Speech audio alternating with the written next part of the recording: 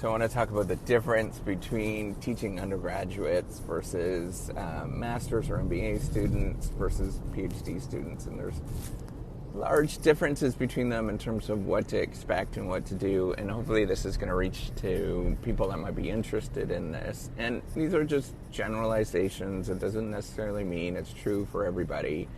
And everybody is unique, but, this is my own personal experiences with teaching all of those groups in terms of what to expect and how to, what is going to happen when you teach those different groups. Now, mind you, I've only taught at a couple of institutions, so it's not universal across all different institutions, but I think that this is pretty general to some degree. So if you don't know me, I am Professor at UMass. I'm an Associate Professor of Innovation Strategy and Entrepreneurship. And I created this whole reciprocity project to give back as much as I possibly can. There's so many people that help me out that want to pay the favor forward to help you out. So I want to sort of depict a picture in terms of, typical teaching experiences with what goes on. So undergraduate students tend to be a little more reserved and a little bit, that they don't want to come out of their shell as much. Not only do they, they just kind of show up. I think a lot of people don't realize that they're actually paying for this. And it's really expensive that they're actually paying for this particular thing, and just how much of a pleasure it is to be in a learning environment. And a lot of people, I think in general, just don't realize that, right? Like it's a real pleasure, it's a real privilege to actually be in a learning environment. I think a lot of undergraduates don't necessarily understand that what they're doing is learning something that's probably going to change their life for the rest of their life. And so you often have, people not showing up and, hungover and all of that kind of stuff, like the typical, what you'd imagine from the other side, right? And everybody trying to sort of pull one over on you and all that kind of stuff, right? Like that is the norm. Except for when you get into a master's group, being an MBA or, just a regular master's group, those students tend to be a lot more astute.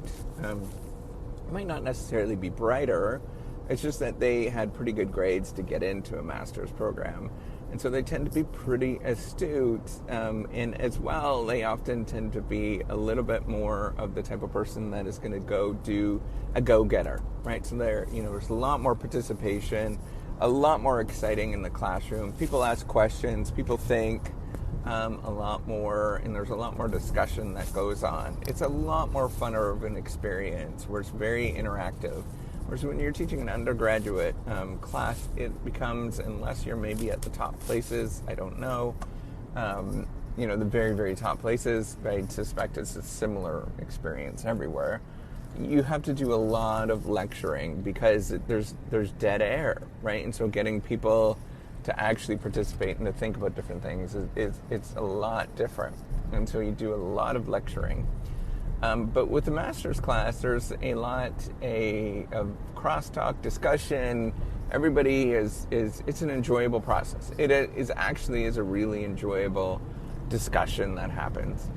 With PhD students, it becomes a totally different experience where there's some of that goes on, right? Everybody's really mature at that point.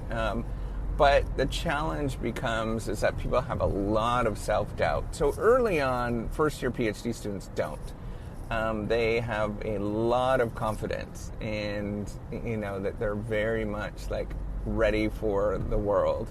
But by the time that they've been beaten down a little bit, quote unquote, beaten down a little bit, we don't actually beat them down. It's just that they read so much and do so much work. By the time that they're kind of upper year PhD students, or at least the second year PhD student, they have an appreciation of just how much work goes into these things. And so they have a lot of self-doubt and a lot of like, I can't do this. This is not going to work out for me. You really feel like you're a fish out of water. And it's very much a challenge for them. And so it's a lot more like cheering people on and coaching people on at that point than it is, doing other things in the classroom. So with undergraduate students, it's very much like all right, there's going to be dead air and nobody's going to say anything. So you have to actually do something and, put on a play, more or less, right? Like you're on a play.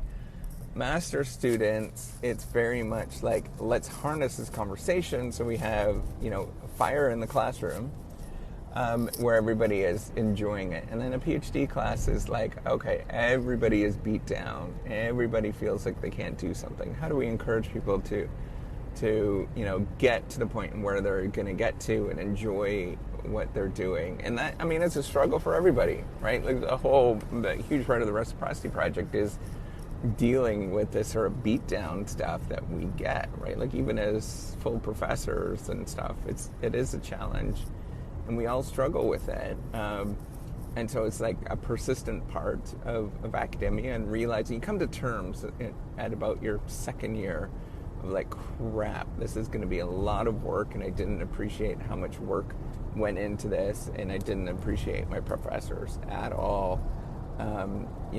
Going into it, and it's like a big thing, right, of this. So going through teaching these different classes, different style, you have to implement different styles and really take on different roles as you go into them. You have to be confident in terms of what you're doing. So if you're teaching undergraduate classes, expect to be a lot more of the leader in the classroom, where you are, lecturing, carry on the conversation, those kind of things. In a master's class, expect that there is going to be a lot more, you're an orchestrator, right? So they kind of have a competence, that they could do some things, and you're just orchestrating like somebody that is like the conductor in a symphony. And with a PhD class, when you're actually in the classroom, it's a lot of like, okay, let's take a step back and let people have the conversation and have them figure this thing out, but then encourage and sort of guide when, people go off track, but then encourage people to let them know that they could do some of these challenging things, because it is really challenging and overwhelming throughout the process, throughout when you start getting into the PhD and, greater academia. It is absolutely overwhelming, and you think that you're really dumb throughout the process. So hopefully this helped you out in terms of what to expect and what to do. And it's very much different styles, so expect to, plan accordingly to those different styles. Maybe I'd get into more in this if there's, comments and stuff like that. But take care and have a wonderful day.